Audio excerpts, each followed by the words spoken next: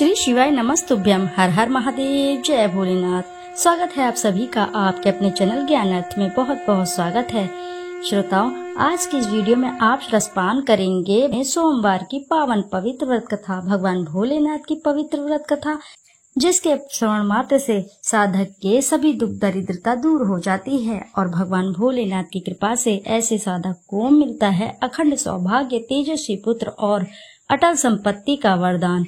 और इसी के साथ साधक के सभी दुख दरिद्रता दूर हो जाती है और मनवांछित फल की प्राप्ति का वरदान प्राप्त होता है। तो आइए रसपान करते हैं सोमवार की पावन पवित्र व्रत कथा। सोमवार के व्रत कथा के अनुसार अमरपुर नगर में एक धनी व्यापारी रहता था। दूर दूर तक उसका व्यापार फैला हुआ था। नगर में उस व्यापारी का सभी लोग मान सम्मान करते थे। इतना सब कुछ होने के बावजूद भी वह व्यापारी अंतर्मन से बहुत ही दुखी था, क्योंकि उस व्यापारी का कोई भी पुत्र नहीं था। इसी चिंता में वह अंदर ही अंदर घुटता रहता था और उसे हमेशा यह चिंता सताती रहती थी। दिन रात उसे एक ही चिंता सताती रहती थी, उसकी मृत्यु के बाद उसके इतने बड़े व्यापार और धन संपत्ति को कौन संभालेगा, सारा भार कौन संभालेगा। पुत्र पाने की इच्छा से वह व्यापारी प्रति सोमवार भगवान शिव की व्रत पूजा किया करता था। संध्या काल को व्यापारी शिव मंदिर में जाकर भगवान शिव के सामने घी का दीपक जलाया करता था। उस व्यापारी की भक्ति को देखकर एक दिन पार्वती ने भगवान शिव से कहा, हे प्राणनाथ, यह व्यापारी आपका सच्चा भक्त है। कितने दिनों से यह सोमवार का व्रत और पूजा नियमित कर रहा है। भगवान आप इस व्यापारी की मनोकामना अवश्य ही पूर्ण करें। यह आपकी जिम्मेदारी है। आपको इसकी मनोकामना शीघ्र ही पूर्ण करनी चाहिए। भगवान शिव ने मुस्कुराते हुए कहा, हे पार्वती, इस संसार में सबको उसके कर्म के अनुसार फल की प्राप्ति होती है। प्राणी जैसा कर्म करते हैं उन्हें वैसा ही फल प्राप्त होता है। इसके बावजूद पार्वती माता नहीं मानी। उन्होंने आग्रह करते हुए कहा, नहीं प्राणनाथ, आपको इस व्यापारी की इच्छा पूरी ही करनी पड़ेगी। यह आपका अनन्य भक्त है। प्रति सोमवार आपका विधिवत व्रत कर रखता है और पूजा अर्चना के बाद आपको भोग लगाकर एक समय भोजन ग्रहण करता है। आपको इसे पुत्र प्राप्ति का वरदान देना ही होगा। पार्वती का इतना आग्रह देखकर भगवान शिव ने कहा, तुम्हारे आग्रह पर मैं इस व्यापारी को पुत्र प्राप्ति का वरदान देता हूँ, लेकिन इसका पुत्र 16 वर्ष से अधिक जीवित नहीं रहेगा। उसी रात भगवान शिव ने स्वप्न में उस व्यापारी को दर्शन देकर उसे पुत्र प्राप्ति का वरदान दिया और उसके पुत्र के 16 वर्ष तक जीवित रहने की बात भी बताई। भगवान के वरदान से व्यापारी को खुशी तो हुई, लेकिन पुत्र की अल्पायु की चिंता ने उस खुशी को नष्ट कर दिया। व्यापारी पहले की तरह सोमवार का विधिवत व्रत करता रहा।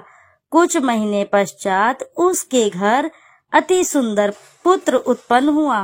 पुत्र जन्म से व्यापारी के घर में खुशी भर आई। बहुत धूमधाम से पुत्र जन्म का समारोह मनाया गया।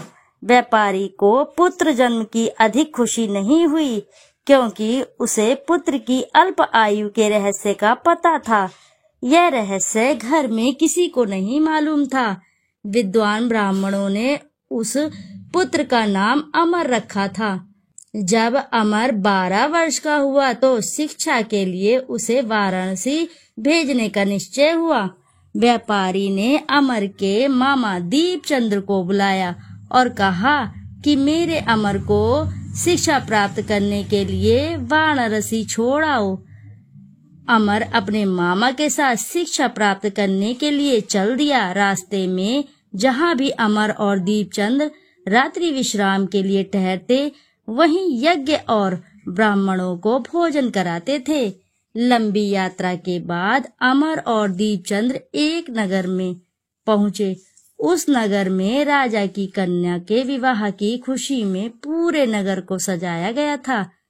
निश्चित समय पर बारात आ गई, लेकिन वर का पिता अपने बेटे के एक आंख से काने होने के कारण बहुत चिंतित था।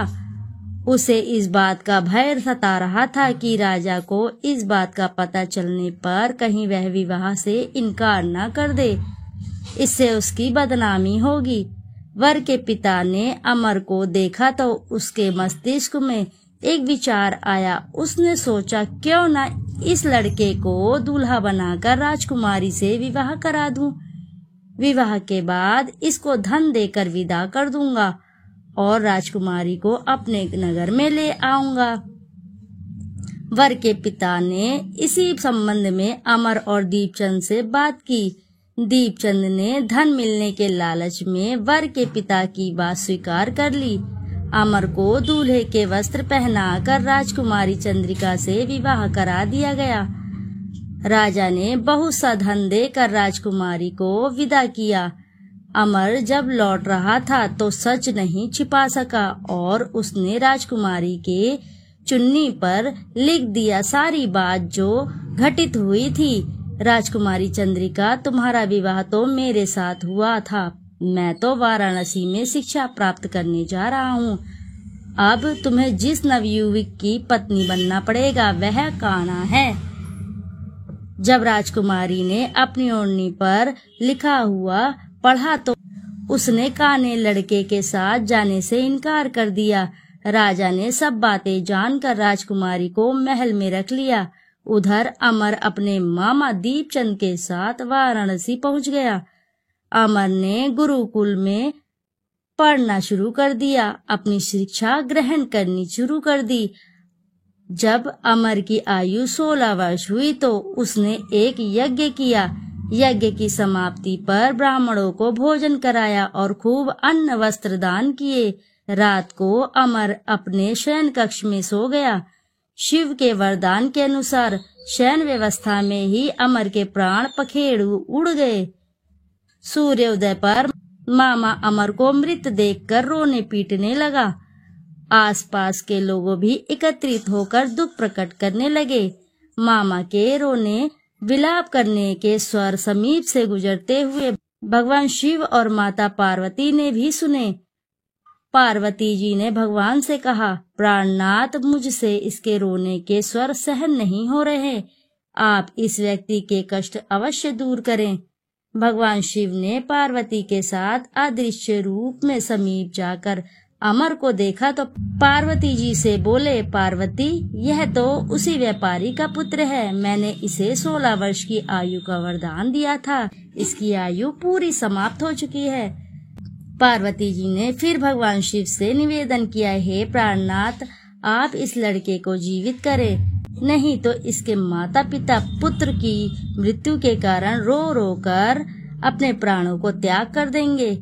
इस लड़के का पिता तो आपका परम भक्त है। वर्षों से सोमवार का व्रत करते हुए आपको भोग लगा रहा है। पार्वती के आग्रह पर भगवान शिव ने उस लड़के को जीवित होने का वरदान दिया और कुछ ही पल में वह जीवित होकर बैठ उठा। शिक्षा समाप्त करके अमर मामा के साथ अपने नगर को चल दिया। दोनों चलते चलते हुए उसी नगर में पहुँचे जहाँ अमर का विवाह हुआ था, उस राजकुमारी के साथ। उस नगर में भी अमर ने यज्ञ का आयोजन किया। समीप से गुजरते हुए नगर के राजा ने यज्ञ का आयोजन देखा। राजा ने अमर को तुरंत पहचान लिया। यज्ञ समाप्त होने पर राजा अमर और उसके मामा को महल में ले गया और कुछ दिन उन्हें महल में रखकर बहुत सा धन वस्त्र देकर राजकुमारी के साथ विदा किया। रास्ते में सुरक्षा के लिए राजा ने बहुत से सैनिकों का भी साथ भेजा था। दीपचंद्र ने नगर में पहुंचते ही एक दूत घर को भेजकर अपने आगमन की सूचना भेजी। अपने बेटे अमर के जीवित वापस लौटने की सूचना से व्यापारी बहुत ही प्रसन्न हुआ। व्यापारी ने अपनी पत्नी के साथ स्वयं को एक कमरे में बंद कर रखा था। भूखे प्यासे रहकर व्यापारी और उसकी पत्नी बेटे की प्रतीक्षा कर रहे थे। उन्होंने प्रतिज्ञा कर रखी थी कि यदि उन्हें अपने बेटे की मृत्यु का समाचार मिला तो दोनों अपने प्राण त्याग देंगे। व्यापारी अपनी पत्नी और मित्रों के साथ नगर के द्वार पहुंचा। अपने बेटे के विवाह का समाचार सुन पुत्रवधू राजकुमारी चंद्रिका को देखकर उसकी खुशी का ठिकाना न रहा। उसी रात भगवान शिव ने व्यापारी के स्वप्न में आकर कहा, हे श्रेष्ठी, मैंने तेरे सोमवार के व्रत और व्रत कथा सुनने से प्रसन्न होकर तेरे पुत्र को लंबी आयु प्रदान की है। व्यापारी बहुत ही प्रसन्न हुआ। सोमवार का व्रत करने से व्यापारी के घर में खुशियां लौट आई। शास्त्रों में लिखा है कि जो स्त्री पुरुष सोमवार का विधिवत व्रत करते हैं और व्रत कथा सुनते हैं, उनकी सभी इच्छाएं शीघ्र ही पूर्ण होती है। भगवान भोलेनाथ की कृपा से उनके सभी मनोरथ शीघ्र ही पूर्ण होते हैं। भगवान भोलेनाथ उसकी सभी इच्छाओं को शीघ्र ही पूर्ण करते हैं। जो भी साधक इस कथा को श्रवण करता है और इसका हुंकारा भी भरता है, तो भी भगवान भोलेनाथ उसके सभी मनोरथ शीघ्र ही पूर्ण करते हैं। तो भक्तों, एक बार अपनी सच्ची श्रद्धा के साथ एक बार जयकारा जरूर लगाए। श्रावण मास का महीना चल रहा है, ऐसे में भगवान भोलेनाथ की कृपा आपके ऊपर पूरे सावन बरसती रहेगी। इस कथा के श्रवण मात्र से भगवान भोलेनाथ आपके घर में धन धान्य अवश्य ही भरेंगे। एक बार अपनी सच्ची श्रद्धा के साथ जयकारा जरूर लगाइए भक्तों। हर हर महादेव, जय भोलेनाथ। तो श्रोताओं, यदि आपको कथा अच्छी लगी है तो वीडियो जरूर लाइक करें, साथ ही चैनल को सब्सक्राइब करें। एक बार अपनी सच्ची श्रद्धा से कमेंट बॉक्स में जरूर लिख दें, हर हर महादेव, जय भोलेनाथ। फिर मिलते हैं आपसे ऐसी किसी कथा कहानी में। जब तक के लिए नमस्कार भक्तों।